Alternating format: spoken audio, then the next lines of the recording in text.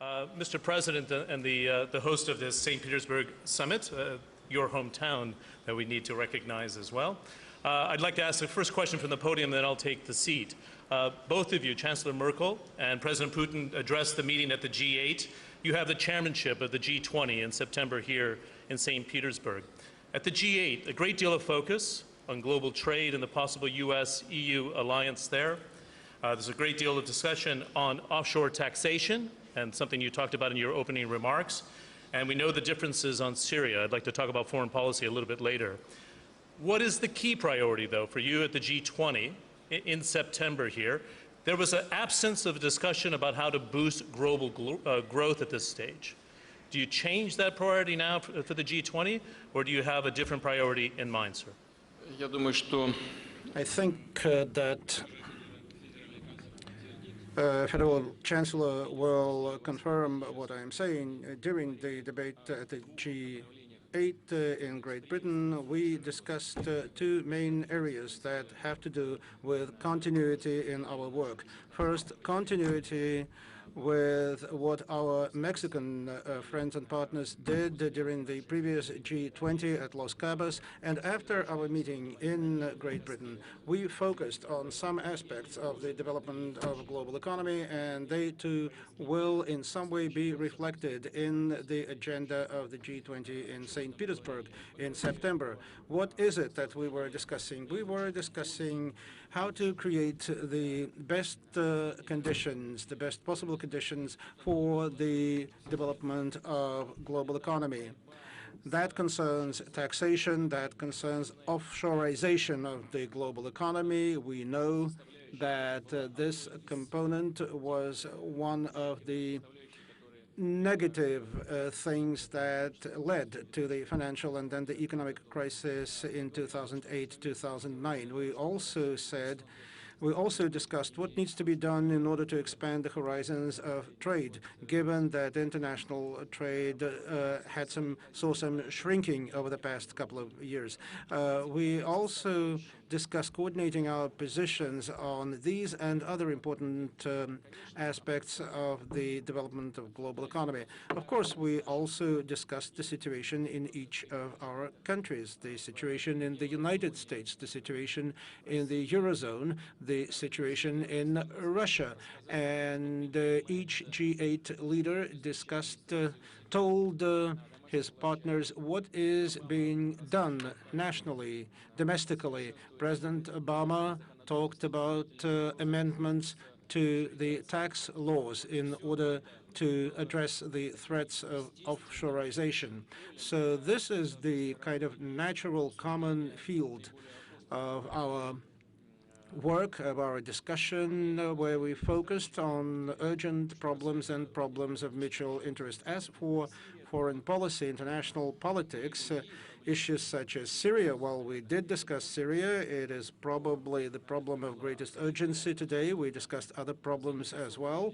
It was an open discussion.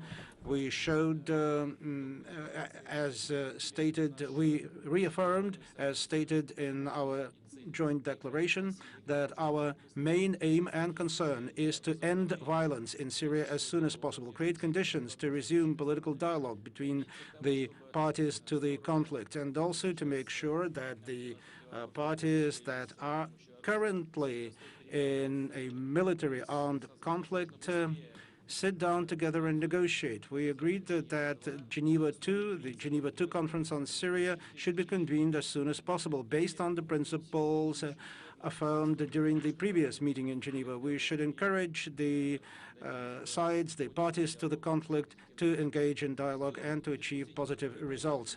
The discussion on this issue and on other issues was a discussion among interested parties, among partners, and there were different opinions stated during that discussion, during that debate, but I was happy to note that despite the depth and the complexity of the problems that we discussed, we were looking for a way to compromise. And practically on all of the issues that we discussed, we did find a consensus. Mr. President, I was going to talk to you about foreign policy a little bit later, but since you brought up Syria, just a quick follow-up, if I may, and I'll go to Chancellor Merkel thereafter. Is it possible to have a Geneva II discussion taking place when Russia on one side is providing arms, and you're very clear about that, to the Assad regime? The United States has chosen the other side, and we have division amongst the G7 overall on where to proceed. What's the tactical way to go forward? So is it possible to have a Geneva II when you have that sort of division? Arms going in, support from Iran on one side, the United States picking the other side, sir. Well, it seems to me that as regards supplies of weapons, I spoke about that at the press conference in Great Britain. I can only repeat, the Russian Federation is not in violation of any norm of international law. Within the framework of international law, within the framework of open and transparent contracts, Russia is supplying arms to the legitimate government of the Syrian Republic. As for the other side, it has been receiving arms from abroad for a long time. Let me note that.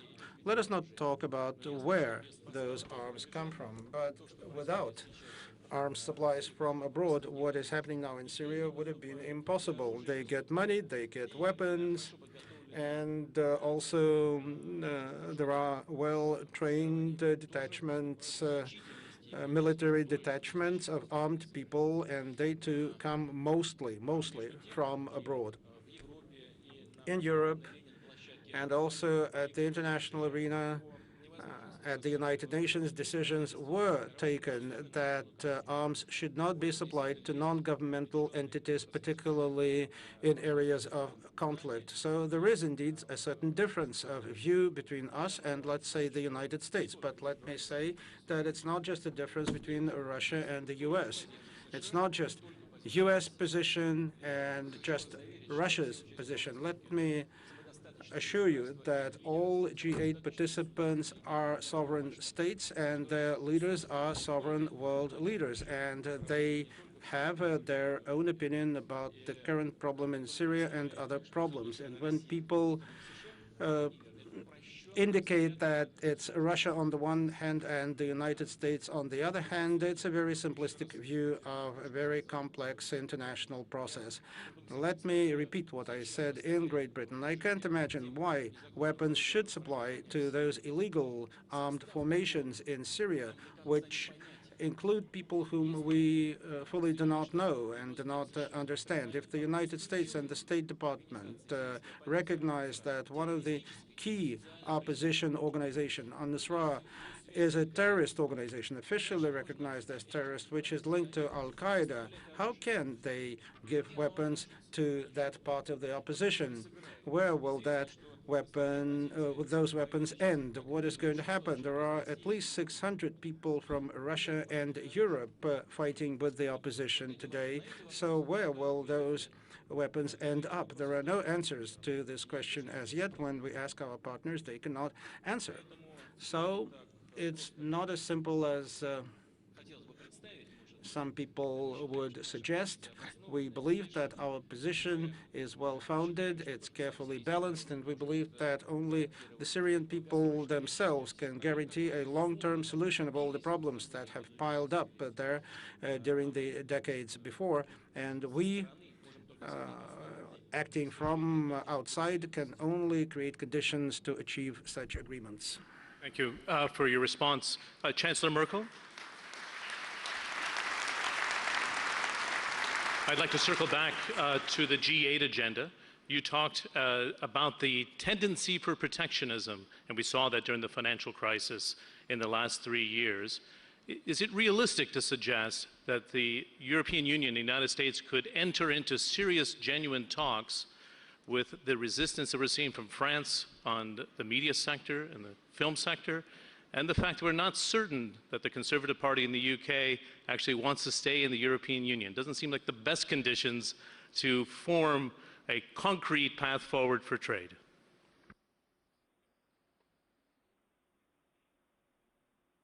Thank you very much. I would like, if I may, say briefly something on Syria.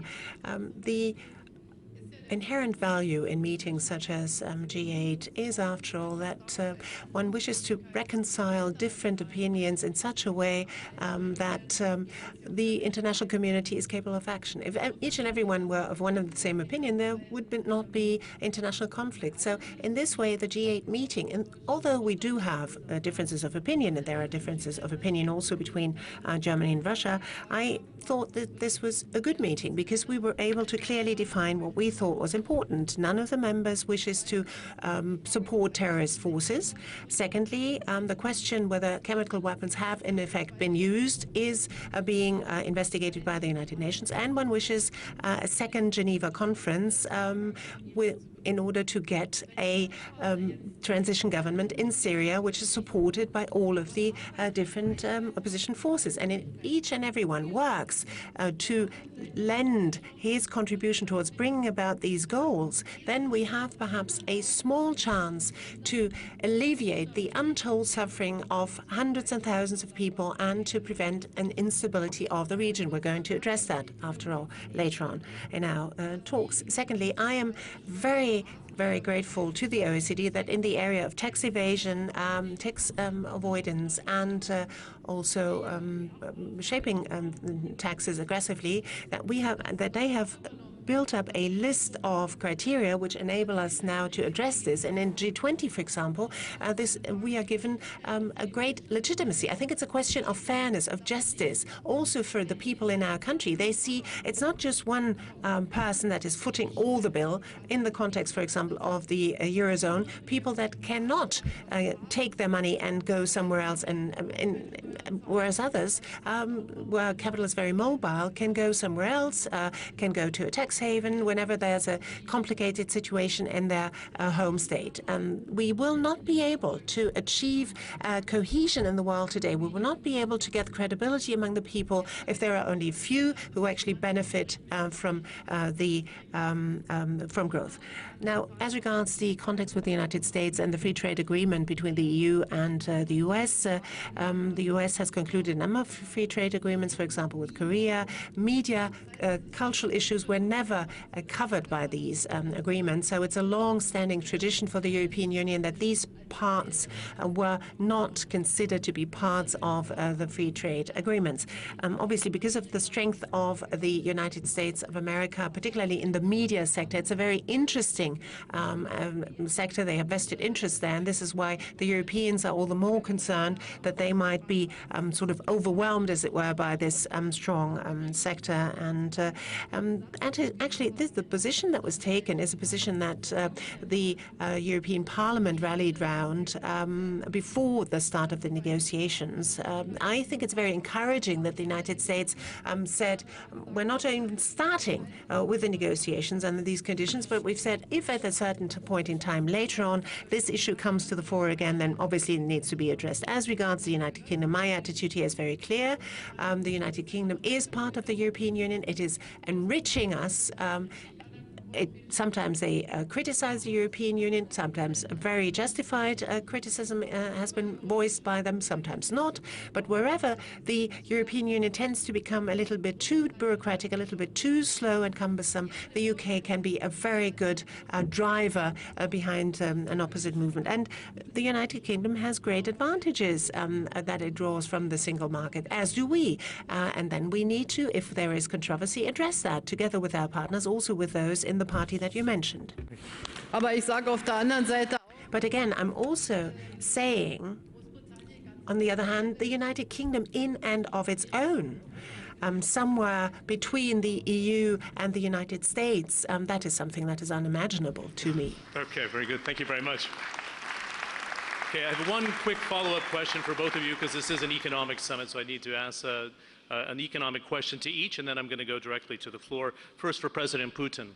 We saw a very serious reaction after the U.S. Federal Reserve suggested that the policy may be adjusted by the end of 2013 in terms of the bond purchases.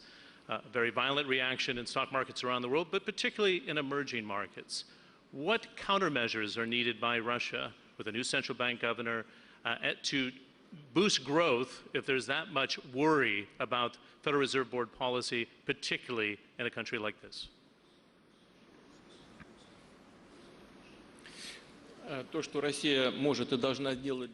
What Russia can and should do in order to increase economic growth has been discussed in my speech, in my remarks. As to the reaction to the statement of Mr. Bernanke, statements of this kind for us are expected.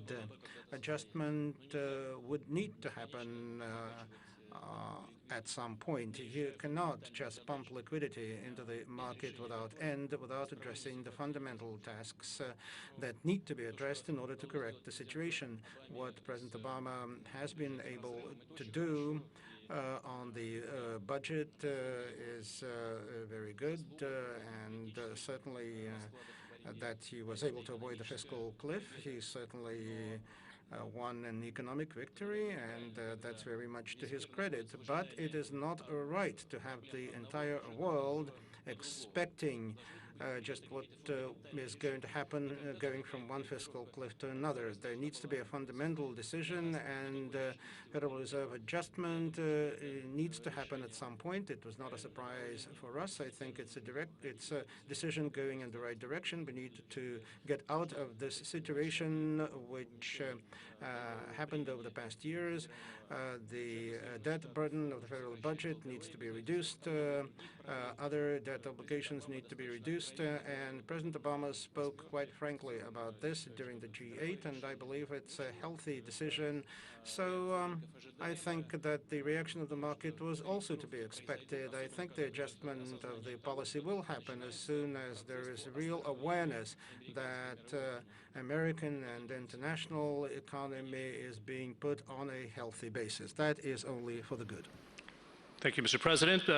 Mrs. Merkel, before I go to the floor here, you talked in your opening remarks about having to pursue a policy of growth in Europe right now. It's very important. But you also added it needs to be along with sound fiscal policies as well.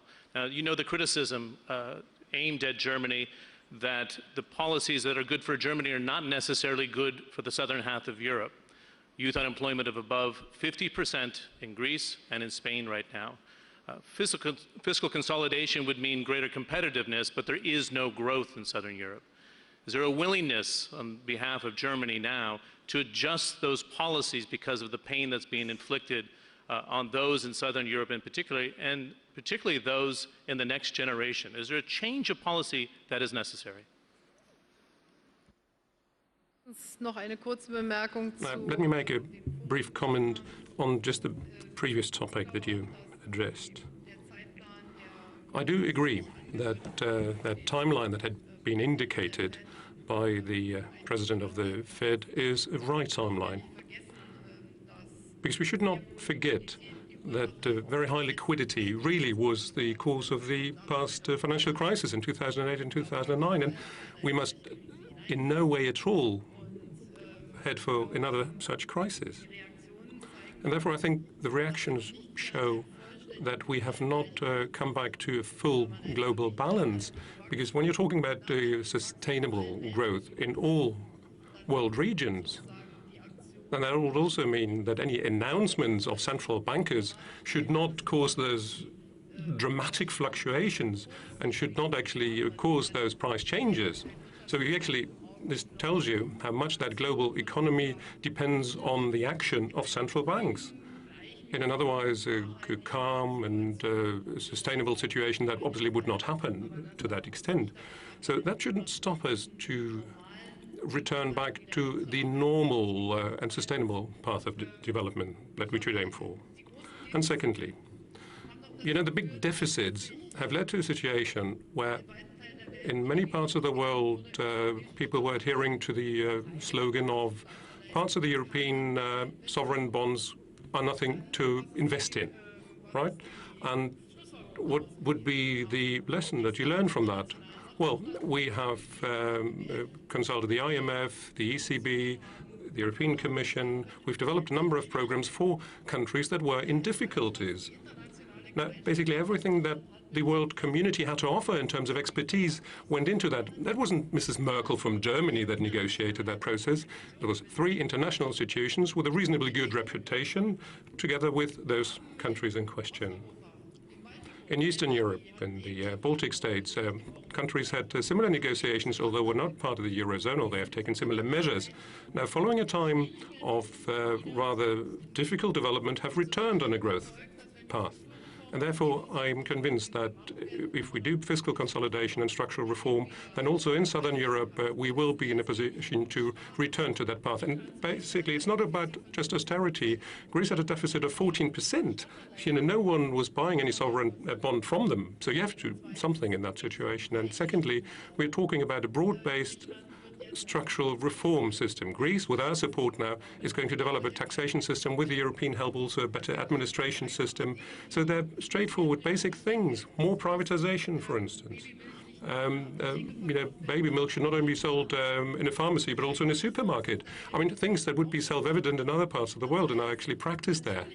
So, of course, it is true that, especially for the public administrations who for many years have been benefiting from a number of situations or the status quo, it's very difficult for them to accept that necessary structural reform. But it's, I think, absolutely out of the question that those reforms are necessary. But now the question is, how can we evenly spread the burden of those changes? And this is very difficult in a globalized world.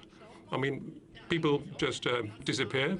The ones that should be bearing that burden, and leave the people in the street to themselves. And therefore, actually, we're displaying solidarity within Europe. But that is solidarity based on our understanding that it's not going to bring Europe forward if we just say we're not going to tell anyone the truth or not going to hurt each other. This is going to work for a couple of years, but in 10 years' time, we will no longer be competitive. It's China, you hear it from Russia and from Brazil, from other countries, will not be looking on and see whether we are taking the right conclusions in Europe. If they can produce cheaper, better, more innovative, well, they obviously are going to do it, because those people want to live in prosperity as well.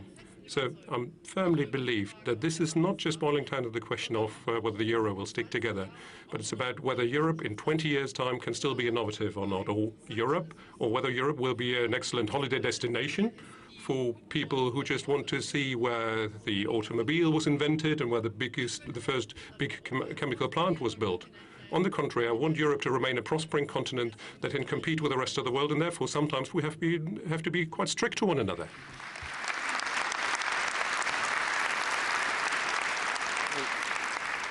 Если позволите, я еще вернусь к первой части.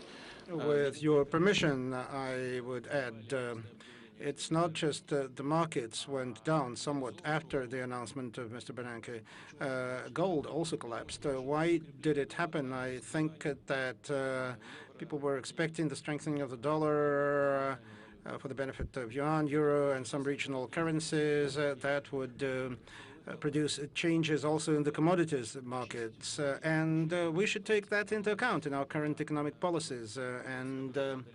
The question that you put to Madam Chancellor, it's of importance not only for the Eurozone, but also for us. I said in my speech that we need to find a balance, a combination of effective action in order to address the strategic tasks and also current operational tasks. In principle, it's about similar to what is happening in the Eurozone, addressing unemployment in the east and south of the Eurozone and stimulating growth as a whole. It's a similar kind of balancing, similar tasks, even though I can say I'm happy that our economic situation is healthier. Our unemployment rate is 5.5%. It's a historical minimum in our country. We have no debts. In practical terms, the external debt of the Russian Federation is 2.5%, 2.5%, whereas in the Eurozone it's up to 100%. If you look at the domestic debt, it's 10, 11%. We're at a historical minimum in terms of inflation. As I've said, it is somewhat higher now, but after the decisions related to putting a brake on the growth of tariffs of the national monopolies, I think that would strike a blow against inflation. So the basic starting conditions for growth are quite satisfactory. I'm not saying good, but quite satisfactory. But the problems is comparable to what the Federal Republic and other countries in the Eurozone have to tackle. So I agree with the Federal Chancellor. She knows my position. I believe that the approach where before making injections of whether it's honey or caviar, we should make sure that these nice things will not just vanish, will not just disappear. We need to do a lot in this regard.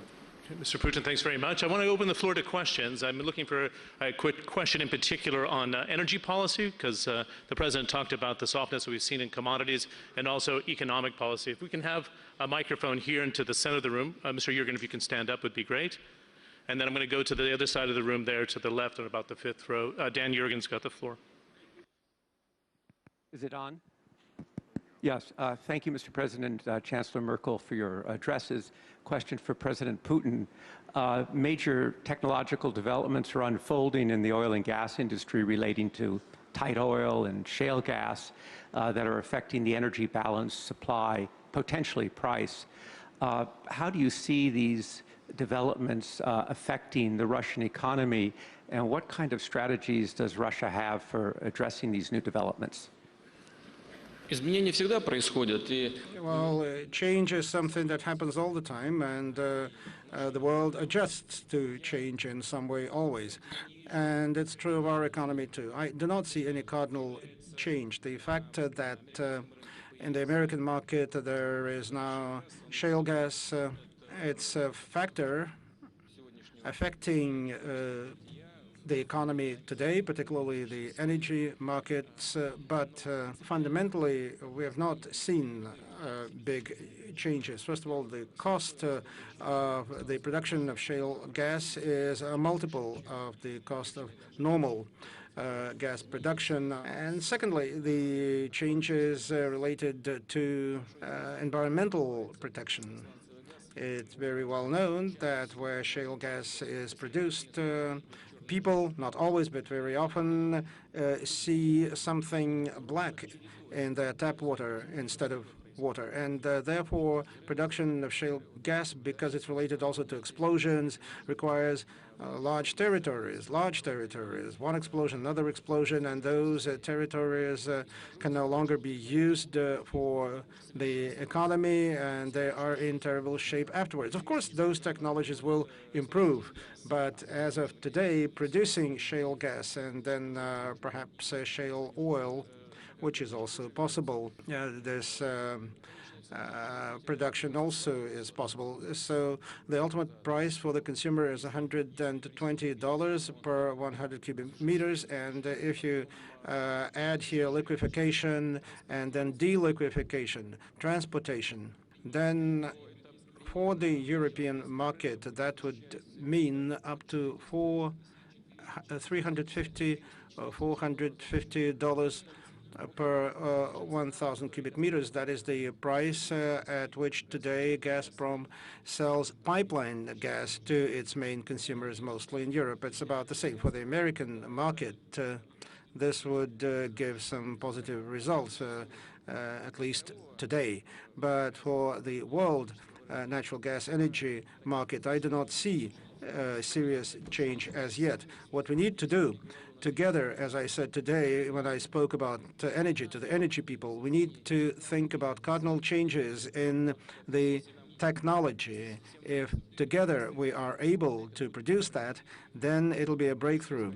We should assume that cheap energy will not be available, that we need to go to those reserves that are difficult to extract, that will cost more, that will also require new technology. And new technologies will be a great step in developing world energy. Another question from the floor, I think there in the fifth row, if we can get the microphone there. And if I can see another hand here, in the second row, if we can get a microphone for the gentleman afterwards. It's Jim Turley of Ernst & Young. John, thank you, and both of you, thank you for your comments. And this is for President Putin. Russia has, over the last decade, a very well-deserved reputation for fiscal discipline and prudence. And you've touched on this a little bit prior, but if you be a little more granular, as the economy has slowed here, how do you plan to balance the need for stimulating growth with the need to really maintain that discipline that you've earned so well over the last 10 years? Я уже говорил в своем выступлении, несколько моментов просто. I would like to say a few words, and I would like to draw your attention to a number of factors. We need to achieve a drastic reduction in inflation. We need to create fundamental preconditions for economic growth. Secondly, we're going to develop our banking system, and based on the solution of the first issue, we are going to reduce interest rates. We will enhance the accessibility to credit resources, both for large-scale companies and for small and medium-sized enterprises. We're going to reduce the administrative burden, and we will reduce costs, and we will develop the infrastructure. Those projects that I mentioned are just the top of the iceberg. We are going to work in many other ways as well. Of course, this requires a lot of resources, but this task is mutually exclusive. But we will be trying to create and to preserve basic preconditions for economic growth, and also at the same time ensure investments into infrastructure. And everybody is talking about now investments in human capital, enhanced level of education, improvements in the healthcare. We have developed a lot of programs to that effect. Thank you, Mr. Putin. We had another question from the second row. Please, if you can identify yourself. Jochen Wermuth, German investor in Russia. A happy investor, I have to say, over $1 billion invested and able to do it in a normal fashion. Thank you very much for the excellent reception here. Thank you very much for your indication of the great cooperation between the G8 heads of state and your commitment to Europe and Russian-European cooperation. So my question to both of you is on Russian-EU strategic partnerships. In these rooms here, I think it was a few years ago in 2005, German Gref and Peter Mandelson negotiated the 4 common spaces between the EU and Russia, a space for economic space where we have free movement of goods, a space of freedom and security. Just in the essence of time, I don't mean to be rude. I need to get to the question, please. Exactly. The question is, could we now, the precondition for the 4 common spaces, freedom, movement of goods, security and education, to be implemented was that Russia would join the World Trade Organization. Now, 8 years later, it has happened. Could we go back to the plans of 2005 and implement the 4 common spaces between Russia and the EU to come to a genuine strategic partnership for growth for Russia and the EU? Thank you very much. Thank you. Mrs. Merkel, would you like to take that first? Ich glaube, dass das Potenzial. I think that the potential of partnership between the European Union and Russia has not been fully utilized. And I think it's a very important step for Russia to have become a member of the WTO. There are regularly consultations. In some areas, we've made progress as far as the cooperation is concerned. I've already talked about the energy cooperation, and it's not only Germany that is an important partner. I think yesterday we had the Dutch Prime Minister here. There are many countries, France, for instance, that are very intensely collaborating, working together with Russia. And of course, there are things that have not been solved yet. Russia would wish for faster progress in the visa waiver program, and I'm quite open about that.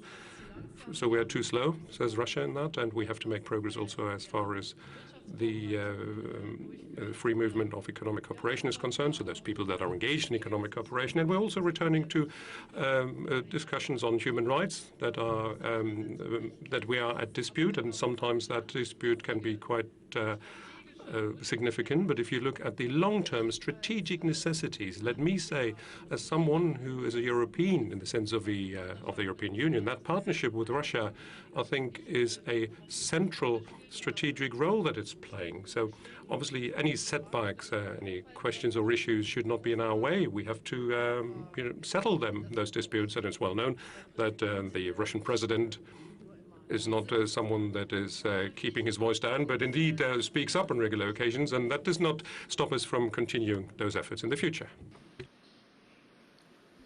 Громко приходится выражаться для того, чтобы услышали. Если We have to say lofty words to be heard. Maybe I was talking too loud, but I would like to apologize for that. But I don't know why we should come back to 2005.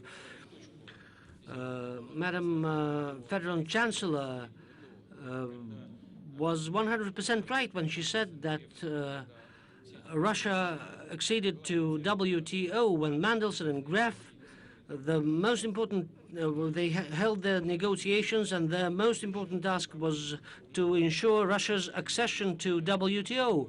There are lots of misunderstandings. There are lots of things that need to be harmonized.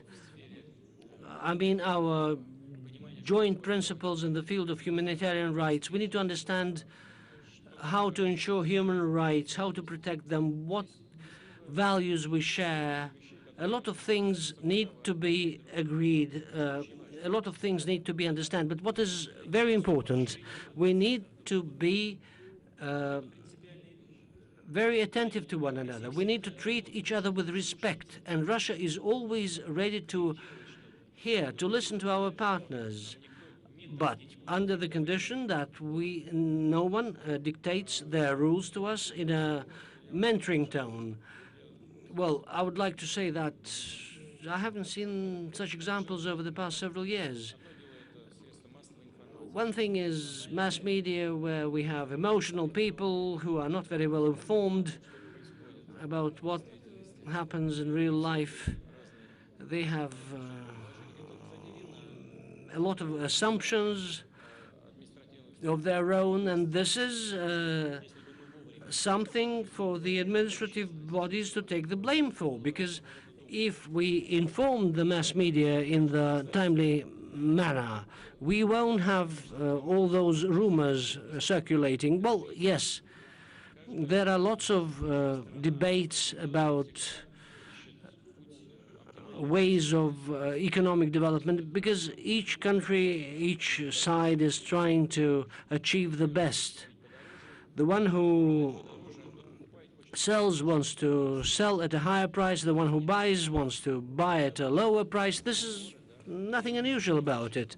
But we managed to come to a common solution. We have acceded to the WTO, and now head of another organization, international organization, is here in the auditorium. He is a good friend of ours, and we are thinking together with him how to resolve the problem of Russia's accession to OECD. Even if it doesn't happen tomorrow, we understand that we need to harmonize our domestic internal rules with OECD rules and standards.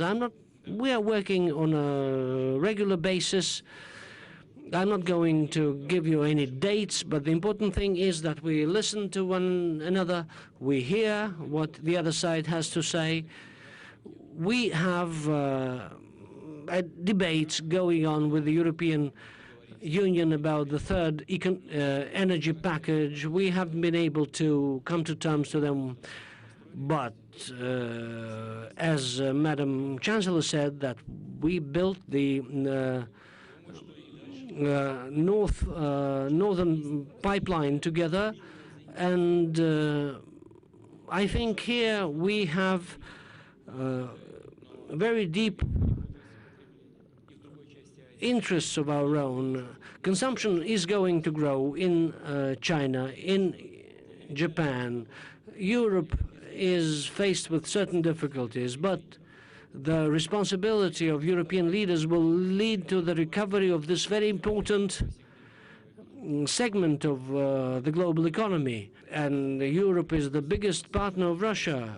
We have more than 400 billion of turnover, trade turnover with European countries. So we are moving towards achieving all those goals that we formulated for ourselves several years ago. We'll go back to the floor in a second. I have a question for Mrs. Merkel.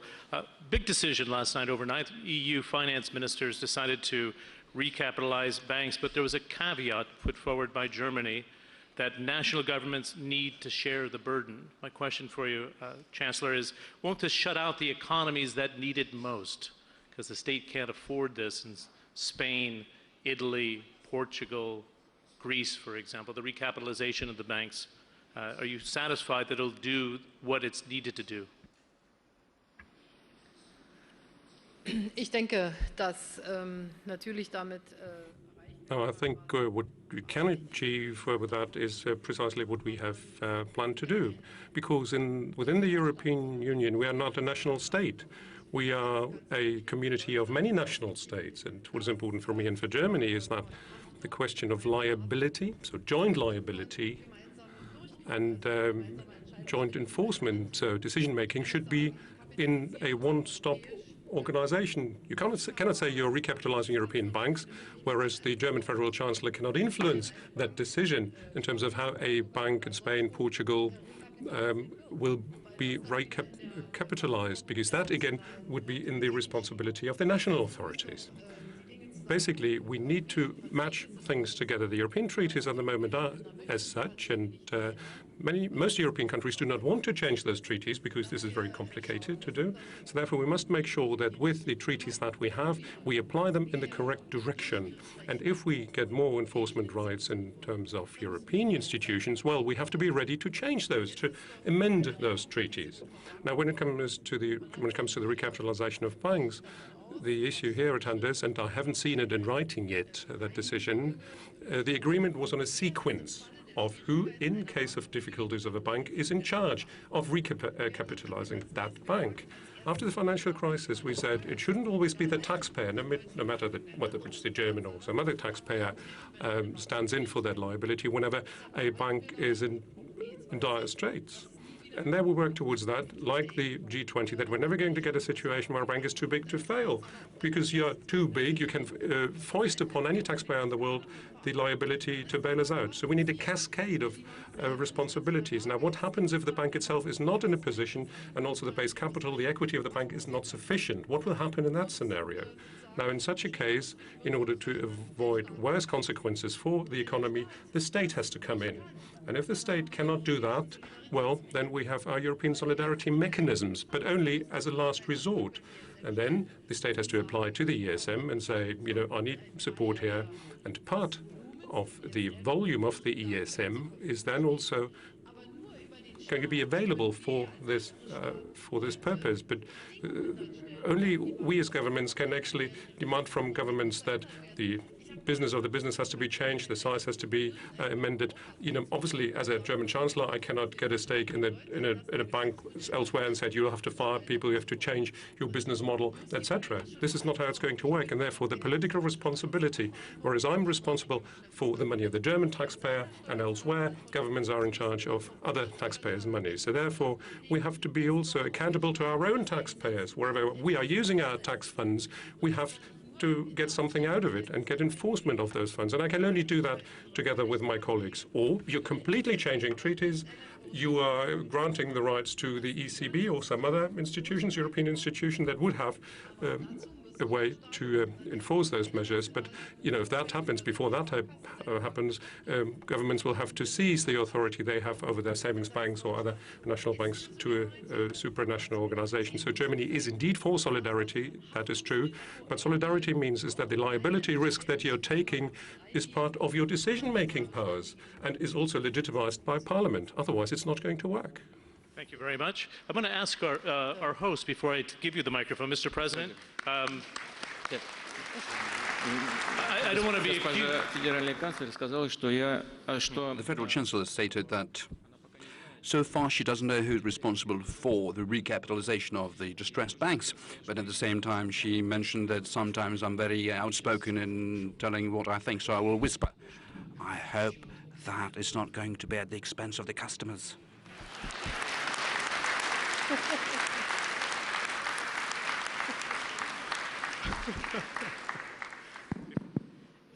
Vita Unicredit Milano Axel Springer Berlin. Eine Frage an Frau Bundeskanzlerin. I have a question to Madam Federal Chancellor, Giuseppe Vita from Springer in Berlin. You just said how actually limited the opportunities you have in Europe to actually enforce what you have just said. But when do you think we are going to see a European economic and political union? Because we're talking about 27 different countries with 27 different constitutions and 27 different constitutional courts and 27 different ministers of defense. I mean, that is a weakness. Only a political union can really be strong, I think. Ja, ich glaube, dass eine politische Union. I think a political union in which all those competences, Mr. Vita, that you've just mentioned, would be pooled in the sense of a European government. So such a political union will take a long time until it comes into being, because we have already ceded some competences to the European Union. So if we have an anti-dumping proceedings with China over solar panels, then I have to explain to the Chinese government first that I have only limited opportunity to speak up on that, because the entire responsibility is with Europe, and many decisions that have been taken with a qualified majority. So when I'm talking to some parts of the internal energy single market package, I'm not necessarily happy with, but we're voted out of that consent within Europe, and there we are. So I don't think you can actually win more force or more strength within Europe by delegating our authorities more and more to Europe. And in fact, this is one of the findings of the German federalism. You can do many things better by coordinating. It's not about derogating competences to others. We can always find multilateral arrangements that everyone adheres to, while still maintaining the specificity of the social legislation and others in every national government that have grown over the years. So for me, a European method is not only about ceding competences away to Europe, but also one of those European methods is to coordinate better among the group of European governments. Headquarters is not always better than a number of local decision-making situations. What is important, though, and that for me in Europe is an area where we need to convince people and to raise awareness, is that we have no legal claim to be good. Those who are good in this world is decided by competition, and not because we have been leaders for 150 years. We continue to be leaders, per se.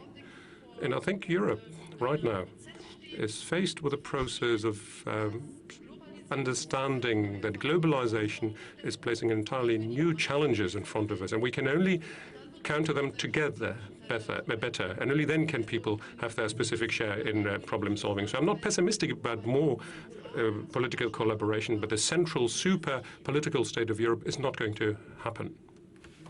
This is a pivotal issue that you've raised. Mrs. Federal Chancellor was very accurate in her statement, and I would allow myself a view from a side. You cannot imagine an effective operation of the single currency zone without a single budget, fiscal, and a single macroeconomic policy, particularly if the members of this union are the subject with different economic development levels. So how will this be done? Either some sort of a united government structure is going to be the United States of Europe, or is it going to be possibly done on the basis of different agreements? It really doesn't make a difference. The result is what counts. There are so many jokes that you can quote about it. No matter what you do during your first night after your marriage, the result should be always the same. Okay, one quick question to Chancellor Merkel, one quick question for President Putin, and then we'll wrap it up. A very important decision overnight, Mrs. Merkel, and that was a move to block the accession talks for Turkey into the European Union after the protests that we saw, but the government response, which I understand affected you quite personally. You took it quite hard. Is this move irreversible, the accession talks with Turkey into the European Union, after what we saw? Nein, wir sind ja in einem Prozess und es gibt verschiedene. No, after all, we're in a process. There are different questions that are asked as regards the accession procedure with Turkey. There is one mandate that enables us to negotiate in a free and open way, and this mandate entails that new chapters are opened along the way. For a number of years now, we have not opened new chapters, and what is under discussion now is whether this is the right point in time, whether all of the technical preconditions are in place to open a new chapter. But there is no doubt that the negotiations as such will go on. We have a situation which is much, much more difficult than the one that we have right now, namely the problem that so far Turkey has not fulfilled the so-called Ankara Protocol, which means that Turkey, as regards all of the member states of the European Union, has to have the same quality of trade relations. And the problem of Cyprus looms large here on the horizon. And this is why certain chapters have not yet been opened, and no other chapter is closed. Because first and foremost, that is the issue that needs to be dealt with, the so-called Ankara Protocol. I made my public comments on what I saw happening on the streets in Turkey. I was shocked to see how they dealt with, how the authorities dealt with the demonstrators. The values that we share in Europe, the values that we have always defended, are essential, are crucial to us in Europe, and I think that something has happened in Turkey which was disproportionate. We will continue to address this, but the question whether another chapter will be opened or not, that's a totally different issue than whether the whole process as such will be stopped in its tracks. Next week there's going to be a decision what's going to happen, and I don't want to preempt the German position, but I do have a certain degree of skepticism. I think you have been able to glean that from what I said just now. Indeed. Thank you very much for the answer. On a lighter note, Mr. President, I'd like to clear up one issue that came up in the last week or so. Let's roll back the clock 8 years to the visit of Robert Kraft to St. Petersburg and his Super Bowl ring. There was a meeting here, a shaking of hands, a ring passed from one person to the next. Was it a gesture that he gave you the ring? You thought it was a very nice ring. You said, thank you very much, and I will give a gift in kind. Let's clear up this international question of intrigue that's been circulating for the last 10 days. Thank you. Вы знаете, я не помню ни господина. I neither remember Mr. Kraft nor the ring, but if it, well, I do recall that certain souvenirs were handed over, but if there's such a big value for Mr. Kraft and for respective teams, I have a suggestion to make. I will ask our manufacturers to produce a really good, visibly valuable thing made out of very good metal and stone in it, and so that this object from generation to generation to be passed on within the team that is being represented by Mr. Kraft. I will say that this is going to be the smartest and most partner-like resolution of this very complex international problem.